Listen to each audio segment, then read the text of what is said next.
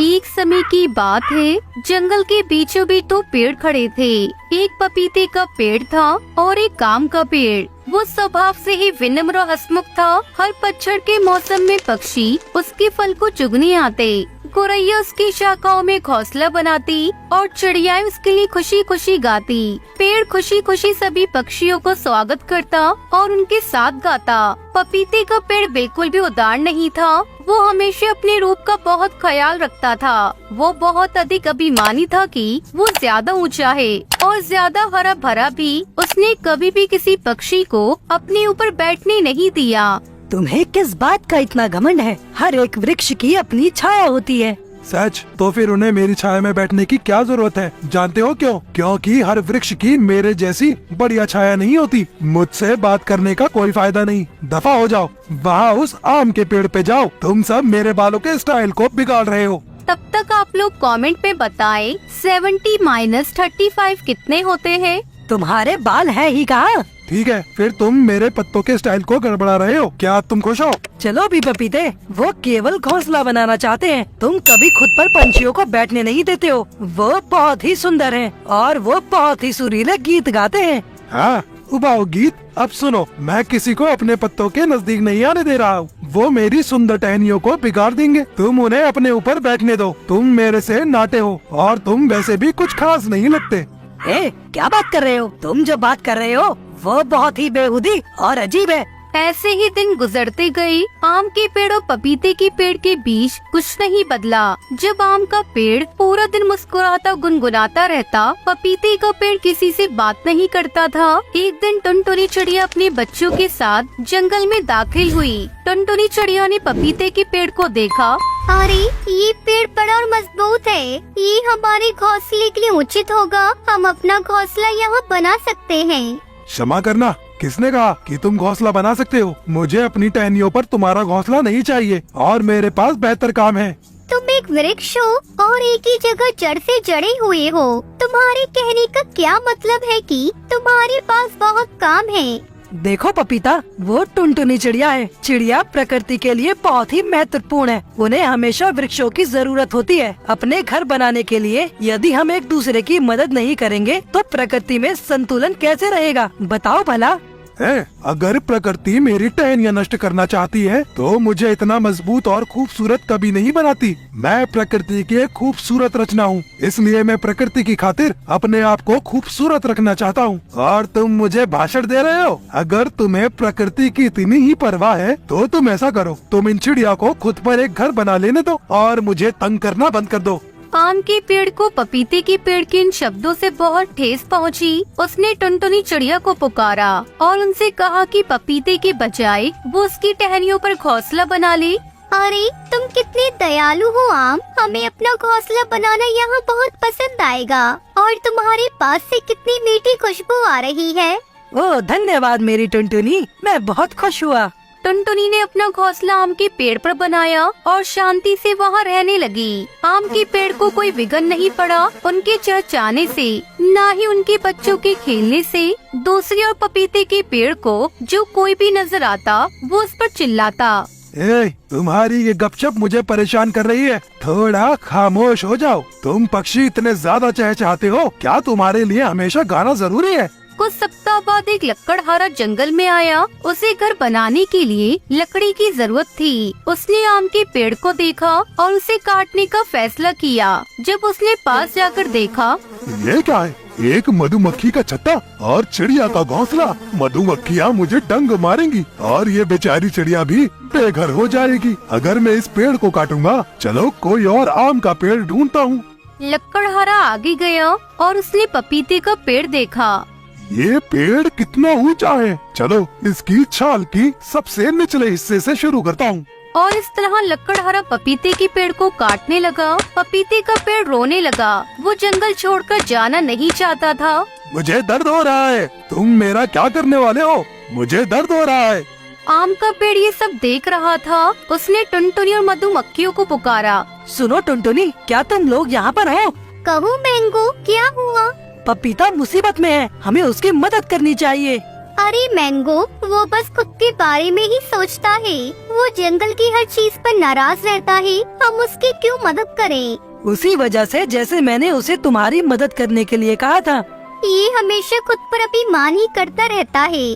ऐसी बात बिल्कुल नहीं है। पपीते ने हमारे साथ जैसा भी व्यवहार किया है वैसा हमें नहीं करना चाहिए। अगर तुमसे कोई बदतमीजी करता है इसका मतलब ये नहीं कि हमें भी उससे बदतमीजी करनी चाहिए। ये घर हम सब का है टुनटुनी, हम पपीते को इस हाल में नहीं छोड़ सकते।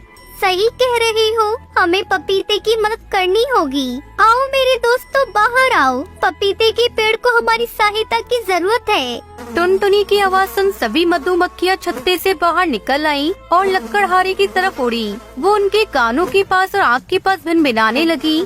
मुझे कुछ दिखाई नहीं दे रहा, मुझे कुछ सुनाई नहीं दे रहा, मुझे यहाँ से निकलना होगा। ये मधुमक्खियाँ मुझे खा जाएंगी। लकड़हारे के जाने के बाद पपीते का पेड़ अपने व्यवहार के लिए बहुत शर्मिंदा हुआ। मैं बहुत शर्मिंदा हूँ टुनटुनी, मेरे इस तरह के व्यवहार के बाद भी तुमने मेरी सहायता की। हमारा धन्यवाद न करो पपीते, आम का धन्यवाद करो। तुम कभी भी उससे सही से बात नहीं करते। तुम हमेशा उससे रूखा व्यवहार करते हो, पर वही है जिसने हमें मनाया तुम्हारी मदद करने के लिए। सचमुच आम, मैं बहुत शर्मिंदा हूँ। मैंने अपनी गलती जान ली है। मैं कभी घमंड नहीं करूँगा और कभी किसी की इस तरह से बेइज्जती नहीं करूँगा। कृपया तुम सब मुझे क्षमा कर दो। पपीते के पेड़ ने अपना सबक सीख लिया था। उस दिन के बाद से वो कभी चिल्लाया नहीं। उसने स्वयं पर चिड़िया को घोंसला बनाने दिया। पपीते का पेड़ और आम का पेड़ अब सच्चे दोस्त बन चुके थे। टुनटुनी चिड़िया अपने पति कालू और अपनी सास के साथ एक घने जंगल में रहती थी। कालू एक बहुत ही शराबी कौवा था। वो जो भी कुछ कमा कर लाता सब नशे में उड़ा देता। बड़ी मुश्किल से घर चल रहा था। एक दिन कालू कौवे के पेट में दर्द उठा तो उसे लेकर अस्पताल गए। देखिए, कालू का लीवर खराब हो चुका है। अब उसे नहीं बचाया जा सकता। वो कुछ ही दिनों का मेहमान है। ये सुनकर टुनटुनी और उसकी सास दोनों रोने लगी, पर क्या कर सकती थी। कालू ने शराब पी कर अपने शरीर को कमजोर कर लिया था। आखिर कुछ महीनों बाद वो मर गया तो घर में खाने के लाले पड़ गई। दोनों सास बहू घर घर भीख मांगने जाने लगी। कहीं से कुछ खाने को मिल जाता तो वही खाकर गुजारा करती। एक दिन दोनों एक बड़े घर के सामने भीख मांगने पहुंची तो उस घर की मालकिन उनके लिए रात का बचा कुचा खाना ले आई। अरे तुम दोनों तो बहुत ही कमजोर और बीमार लग रहे हो, क्या बात है? हमने पिछले 2 दिनों से अनाज का एक दाना भी नहीं खाया है। मेरे पति की मृत्यु के बाद आय का साधन बंद हो जाने के कारण हम दोनों सास बहू भीख मांगकर ही गुजारा कर रहे हैं। अच्छा, ये तो बहुत दुख की बात है। तुम दोनों रोज सुबह मेरे घर आ जाया करो। हमारे घर पर बासी खाना कोई नहीं खाता और ज्यादातर खाना बच ही जाता है। तुम लोगों को कम से कम भूखा तो नहीं रहना पड़ेगा। टुनटुनी और उसकी सास ये सुनकर बहुत खुश हुई। अब उन्हें कम से कम भूखा नहीं रहना पड़ेगा। दोनों रोज सुबह ही उस मकान मालकिन के घर के बाहर पहुंचकर पुकार लगाती और मकान मालकिन उन्हें रात का बचा खाना दे देती। धीरे धीरे दोनों बहुत ही स्वस्थ हो गई, साथ ही साथ आलसी भी हो गई। एक दिन टुनटुनी की सास कुछ बीमार थी। अरे टुनटुनी, मेरे सर और बदन में दर्द हो रहा है। ऐसा कर, आज तू बर्तन लेकर चली जा और मेरा खाना यहीं ले आ। ठीक है माँ जी। टुनटुनी वहाँ पहुँची तो पता चला पिछली रात उनके घर मेहमान आए थे। हवेली का नौकर कई तरह के पकवान लेकर आया। ये ले भिखारन चिड़िया, ये ले, आज तो तेरी और तेरी सास की दावत हो गई। आजकल तो मालिक के घर मेहमान आए हैं, इसलिए रात में कई प्रकार के पकवान बने थे। मालकिन ने गुलाब जामुन तुम दोनों सास बहुओं के लिए भेजे हैं। टुनटुनी ने धन्यवाद कहते हुए उससे पकवान ले लिए। गुलाब जामुन देखकर उसके मुंह में पानी आ गया। अरे वाह, ये गुलाब जामुन तो बड़े ही टेस्टी लग रहे हैं। माँ जी की तो तबीयत खराब है, क्यों ना मैं इन्हें यही खा लूं। टुनटुनी ने दोनों गुलाब जामुन गपागप से मुंह में डाले और बाकी के पकवान लेकर अपने घर आ गई। टुनटुनी की सास तो इतने सारे पकवान देखकर खुश हो गई। आज तो बहुत कुछ मिलेगा भीख में। हाँ माँ जी, कल मालकिन के घर मेहमान आए थे, इसलिए कई पकवान बने थे। सास चिड़िया को प्लेट में चाशनी दिखी तो वो बोली, अरे प्लेट में ये चाशनी कैसी है? क्या कोई मिठाई भी थी? मिठाई नहीं तो मिठाई तो नहीं थी, शायद गलती से चाशनी गिर गई होगी।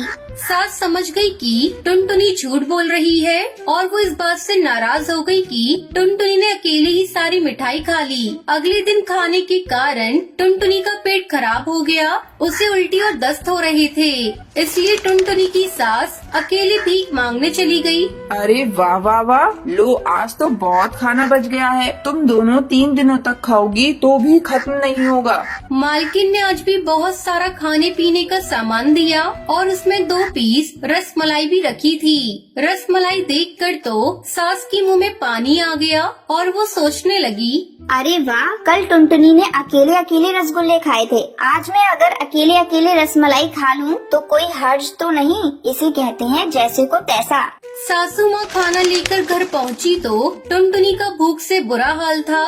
सारा दिन उल्टी और दस्त से वो पस्त हो गई थी। अरे माँ जी, आज भी बहुत अच्छे अच्छे पकवान मिले हैं। हाँ हाँ बहू, तेरे लिए मैं बहुत अच्छे अच्छे पकवान लेकर आई हूँ। टुनटुनी की नजर प्लेट में पड़े सफेद पीले कलर के दूध पर गई। चक्कर देखा, ये तो रसमलाई का दूध है। माँ जी, कुछ और भी मिला था खाने को? नहीं तो कुछ तो नहीं मिला। झूठ मत बोलिए, मुझे लगता है आज रसमलाई मिली थी। नहीं बहू, रसमलाई तो नहीं मिली। जैसे तुझे कल रसगुल्ले नहीं मिले थे, वैसे मुझे भी रसमलाई नहीं मिली। अच्छा, तो आप मुझसे बदला ले रही है? नहीं, मैं तो तुझे सबक सिखा रही हूँ। अगले दिन दोनों साथ फिर उसी मकान मालकिन के पास पहुँची।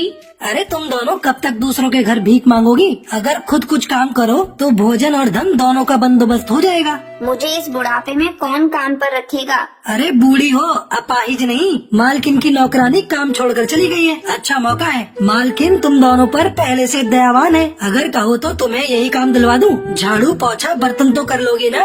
हाँ हाँ, वो तो मैं कर लूंगी। मुझे खाना पकाना बहुत अच्छा आता है ना माँ जी? हाँ, मेरी बहू बहुत अच्छा खाना पकाती है। ठीक है, मैं दोनों के बारे में बात करूंगा और एक दिन तुम दोनों के काम का डेमो लिया जाएगा। मतलब मालकिन तुम्हारा काम देखेंगी, अगर पसंद आया तो तुम्हारी नौकरी पक्की। मालकिन ने अगले दिन ही उनसे घर की साफ सफाई कराई और खाना पकवाया। दोनों ने बहुत ही मेहनत से काम किया। मालकिन और उनके पति तो खुश हो गए। अरे वाह, घर तो एकदम शीशे की तरह चमक रहा है और खाना भी बहुत अच्छा बना है। अरे मैं तो कहता हूँ इन दोनों को परमानेंट काम पर रख लो। ठीक है जी, इस तरह इन्हें भी रोजगार मिल जाएगा और घर घर जाकर भीख नहीं मांगनी पड़ेगी। भगवान आप दोनों को लंबी उम्र दे, आपने हम पर बहुत उपकार किया है। हाँ हाँ मालकिन, आप न होती तो हम सदा भीख ही मांगते रह जाते। अब कभी भीख मत मांगना, हमेशा मेहनत की कमाई खाना। ईश्वर ने जो स्वस्थ शरीर दिया है, उससे बड़ा धन कुछ भी नहीं है। दोनों सास बहू अब भीख मांगना छोड़कर काम करने लगी और धीरे धीरे उनकी आर्थिक स्थिति सुधरने लगी।